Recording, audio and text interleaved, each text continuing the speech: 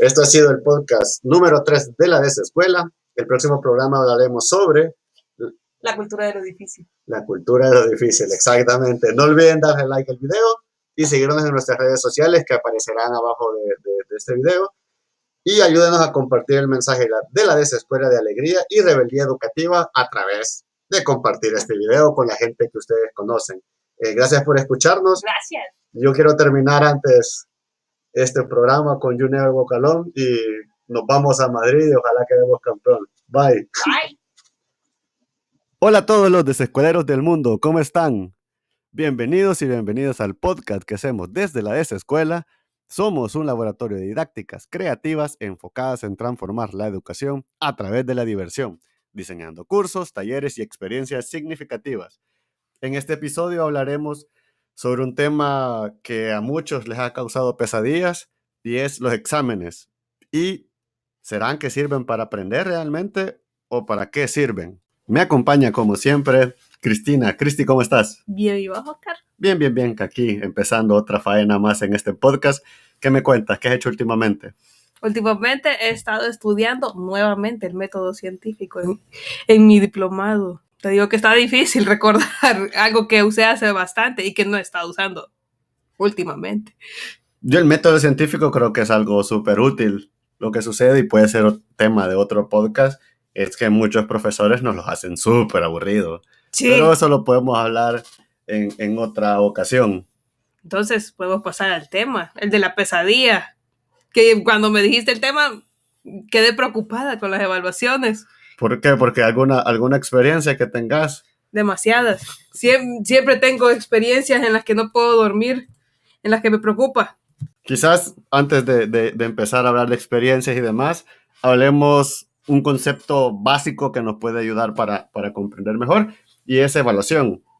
La evaluación es un elemento regulador de la prestación del servicio educativo. Permite evaluar el avance y los resultados del proceso a partir de las evidencias que garanticen una educación pertinente, significativa para el estudiante y relevante para la sociedad. La evaluación mejora la educación. ¿Qué puedes decir al respecto? Para vos, ¿qué es evaluar, Cris? Para mí evaluar, poniéndolo en palabras, era ponerte en un nivel, decirte en qué nivel estás de aprendizaje logrado. O sea, es decir, que te sirve para medir lo que has aprendido en alguna materia o en un periodo o en alguna actividad como tal. Exacto. ¿A qué nivel he llegado yo de conocimiento de esa parte? Ok, entonces podríamos decir que se evalúa para entender qué avance hemos tenido dentro de la asignatura. Sí, así lo comprendería yo. Ok. ¿Y vos? ¿Qué le agregarías a la idea de evaluar? Yo creo que evaluar tiene dos aristas. Una es de la parte estudiante, que es lo que hemos estado hablando desde el principio, que es básicamente un medidor de alcance personal en base, muy enfocado al aprendizaje individual o grupal, dependiendo de la actividad. Y tenemos la parte docente, que es aquel que realmente mide cómo sus técnicas didácticas han impactado al estudiante o al grupo de estudiantes que tiene a cargo. Entonces se mide de dos maneras y ambas creo que buscan medir, valorar o analizar qué tanto ha aprendido la persona. O sea, es como decir, he aprendido mucho. Sí, pero eso no lo puedes valorar. En cambio, si tenés una actividad en la cual te mide ciertas competencias, más bien la adquisición o el conocimiento que tenés de una tarea, entonces vos decís, hey, probablemente tengo que reforzar en esta área o probablemente tengo que estudiar esta otra, y así sucesivamente. Obviamente, lo que estamos hablando es en teoría, pero al menos yo recuerdo de muchos de mis exámenes, y particularmente me recuerdo muchos del área numérica, que eran parciales de 6-7 horas. Uy, muy largo. O sea, 6-7 horas en el cual salías cansado, o sea, salías muerto, y que realmente hoy que lo veo desde la parte docente como facilitador educativo, me doy cuenta que es más, no me acuerdo ni siquiera de los ejercicios o de lo que medía. ¿Sabes de qué te vas a acordar? ¿De qué me acuerdo? Mamá? De la tensión de haber estado ahí 7 horas. De eso sí te acordás, porque te recordás de cuántas horas estuviste. ¿Sabes? Aprovechando esa tensión, personalmente no ocupo reloj.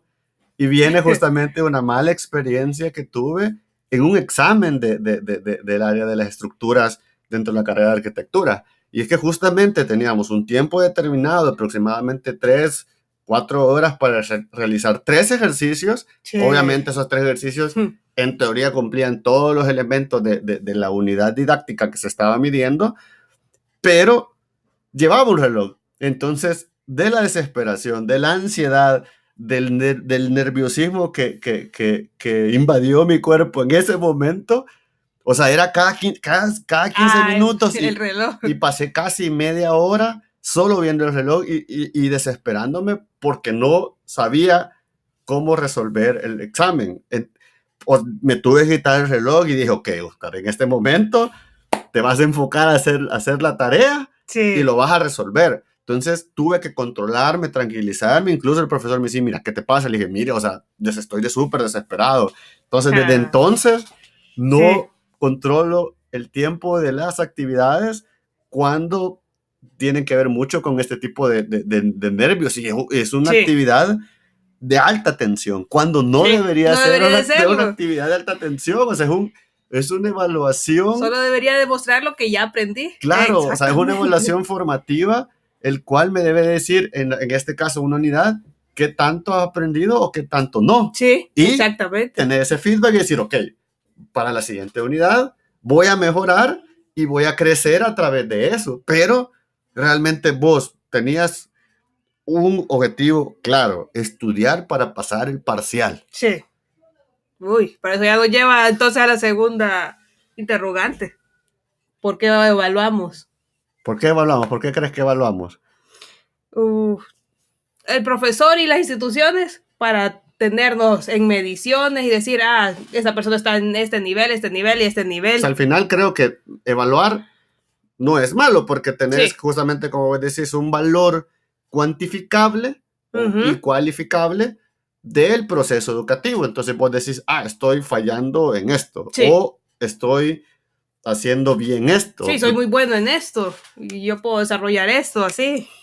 Entonces, si esto nos sirve para saber qué cosas estamos haciendo bien o mal, tanto para el estudiante como para el profesor, ¿por qué existen parciales o exámenes que nos ponen en una situación altamente estresante? ¿Por qué te imaginas? O sea, ¿por qué, si estamos hablando de que los parciales sirven para medir una evaluación y que probablemente deben de ser una experiencia que sí nos ponen un reto, ¿por qué existen parciales o exámenes o evaluaciones de este tipo? Algunas veces creo que es debido al docente. Hay docentes que pueden ser lo que les llamamos yuca y que hacen no trampas, sino que te hacen como trampas para que vos trates de descifrar, además del estudio, cómo resolverlas. O sea, que decir que el parcial se vuelve más bien un campo minado de pruebas. Además de la prueba, del conocimiento que ya aprendiste. A mí así me parece. Y otras veces es ya uno mismo, con la tensión de, no sé si tiene que ver con la confianza. Yo diría que pudiera ser de, realmente sé de esto, o quiero tanto demostrar lo que me bloqueo. Pero es que también depende, o sea, porque si vos te preparás, pusiste atención en clases, y hiciste los ejercicios que te pusieron en las guías, y estudiaste y compraste el libro, pero de repente te ponen estas pruebas que en teoría deberían de garantizar si realmente sabes o no, obviamente te vas a poner nervioso porque no te prepararon en ningún momento para este tipo de acción, sino que te prepararon, te llevaron a un ritmo diferente, y en el parcial haces algo totalmente diferente. Entonces, realmente no estás midiendo el proceso de aprendizaje. No. Más bien, a qué nivel ha llegado el proceso de aprendizaje dentro de esa unidad didáctica o dentro de la asignatura, sino que simplemente estás queriendo poner a prueba y en tensión y haciendo una actividad que podría ser realmente un feedback importante en un colador nada más, en, un Sí. en una medición o una escala para saber si aprobás o desaprobás el parcial, no si sabes o no sabes o qué podemos mejorar. Sí, Porque- o si hay alguien astuto que porque pueda descifrar esa También, trampa. también eso, porque de repente si vos tenés un parcial y encontrás gente que copia y que es el Vivian mala cultura de nuestro país, que, porque yo conozco el sistema y lo puedo O sobrepasar. ayúdame a pasar, porque esta no la entiendo. ¿Cuál es? Entonces de repente a él mucho menos le estamos viendo lo que sabe, Sí. menos le estamos dando un feedback para que crezca. Entonces, de verdad los parciales o las evaluaciones de ese tipo en particular, llámese exámenes escritos o De demás, que son los más memorias, populares, selección múltiple. realmente valdría la pena hacerlo, sería la pregunta. Y si realmente nos está sirviendo para medir el aprendizaje de la gente. Una gran pregunta. Pudiera ser en cuestiones de memoria, pero no siempre. No creo que evalúe todo. Y no debería ser el único forma de evaluar y decir esto, por esto es que vos estás en este nivel. Obviamente también depende mucho de la asignatura o de la tarea que se esté enseñando. Sí. De repente hay asignaturas que de verdad tenés que saber las cosas como son.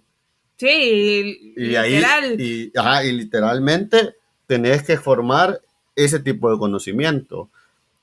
Procesos que ya son A, B, C y D, pero en general en muchas de las materias no ese tipo de evaluación. Es decir, por ejemplo, volvemos al ejemplo de la historia, una asignatura de historia, ¿de qué me sirve que el chico sepa que, por ejemplo, 1821 es la independencia de Salvador?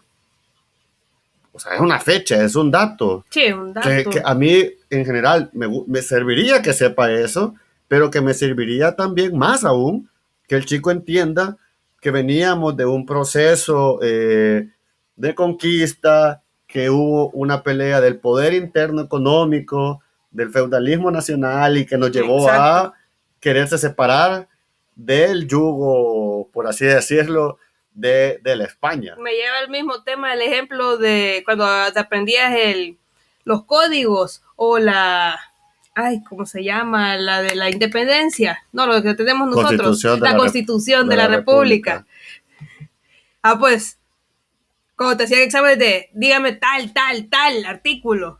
Y era como que, bueno, en la vida real yo tuviera el libro y lo puedo repasar. Obviamente, saber cuál artículo habla de algo te sirve. Y comprenderlo. Y sobre todo comprender el por qué está ese artículo. Sí. Más que sabértelo de memoria. Por el final, obviamente, lo buscas en Inter, buscas Constitución, artículo tal, sí. Bajas un archivo PDF y lo tenés. Pero el análisis o la comprensión de ese, el pensamiento crítico de esa información es lo más importante. Entonces, también creo que depende mucho. Y esto viene de ambos lados. El estudiante tiene que aprender a evaluarse, autoevaluarse, de decir, ok, esta es la actividad que estoy aprendiendo y debo medirme de esta manera.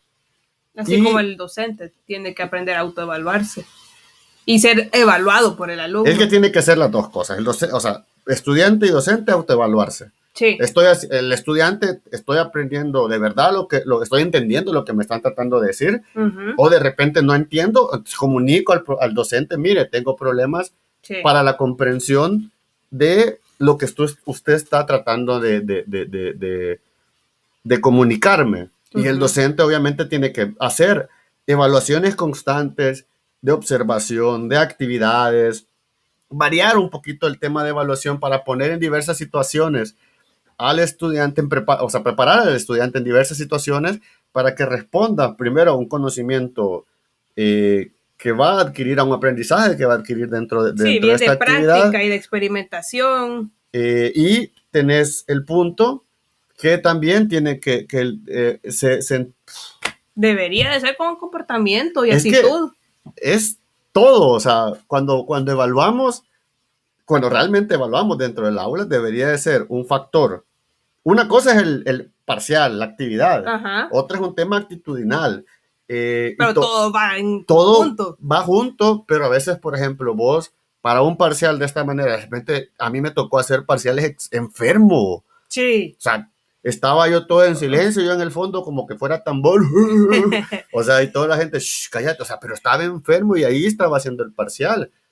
O sea, no estaba en mi 100%, Pero estabas con tu actitud. pero igual no iba a rendir bien. Entonces vos Eso también sí. las evaluaciones tenés que ver que el estudiante esté en las mejores condiciones posibles, generar el ambiente listo, el mejor ambiente para evaluarlo. Sí. Si no, al final, ¿para qué te sirve? Sí, Solo porque la universidad o el colegio te piden evaluación, la haces. No tiene sentido, pues. Sí, ¿a qué punto lleva a futuro eso para el estudiante? Va a quedar como, la presenté en ese momento, pasó y ya estuvo. Ya no necesito ocupar eso. O sea, básicamente lo estás ocupando como hito dentro de la asignatura para controlar un número. Y no, si lo haces, si no lo estás haciendo bien, es solo para decir, de 50 me pasan 40. Y es una estadística nada más, pero no sabes si de esos 40 realmente saben de lo que estamos hablando. O si el proceso funcionó para claro, todos, no solo o sea, para los 40. Claro, entonces probablemente los 10 tenés que saber por qué tuvieron deficiencia en la evaluación o en las evaluaciones. Entonces, o sea, también que la gente salga bien no significa que sepan. Sí. Y que salgan mal no o que desaprueben. Que ellos son el problema. No significa, o sea, no significa que ellos no estén preparados. Exacto. Probablemente tuvieron problemas familiares, no comieron. O sea, hay tantos factores que a veces nos centramos en un número porque es el número que nos piden. 10. Entonces decimos que la gente que tiene 10 es la que más sabe. Sí. Y probablemente no, sino que él tiene 10 porque se preparó para esa prueba en particular. Pero te digo que no solo se puede evaluar, como dijiste, número, sino que también la actitud y el comportamiento. Una persona de 10 puede comportarse de una manera diferente a una persona de 7. Claro, por eso es que tenemos que evaluar, creo, pienso, y probablemente puede ser una buena manera, de diversas maneras. O sea, en ningún centro educativo, en ningún centro de educación, debería haber solo un tipo de evaluación. O sea, solo escrita. Sí. O sea, no, o sea, hay gente que somos malos para escribir. Y no es porque son deficientes, sino que simplemente tienen otra manera de expresar. Diferentes inteligencias. Diferentes talentos. Y esos talentos tenemos que, de alguna otra manera, potenciarlos, pues. Y poder expresar a través de tu talento el conocimiento que estás aprendiendo. Si estamos generalizando de que el tema es general para todos, pero que yo pueda expresarlo a través de mis habilidades. Entonces, para ir concluyendo, ¿considerarías o que deberíamos de seguir haciendo parciales estándares muy clásicos?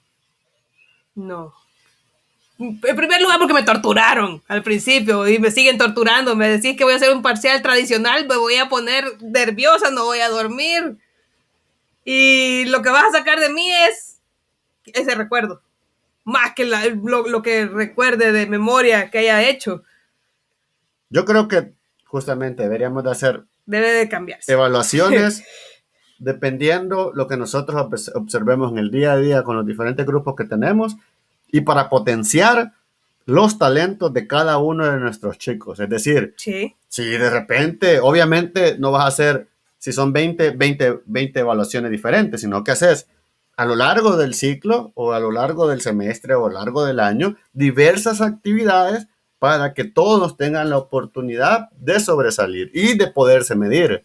Entonces es bien importante la variedad de evaluación y sobre todo que la evaluación sea un punto de feedback de ambos, de estudiante, docente, docente, estudiante. Sí. Porque dentro del proceso no solo es culpa del estudiante que salga mal, no solo es culpa del docente que el conocimiento, que el proceso de enseñanza-aprendizaje no se dé. Es aquí, los dos tienen alta responsabilidad en que el proceso se dé.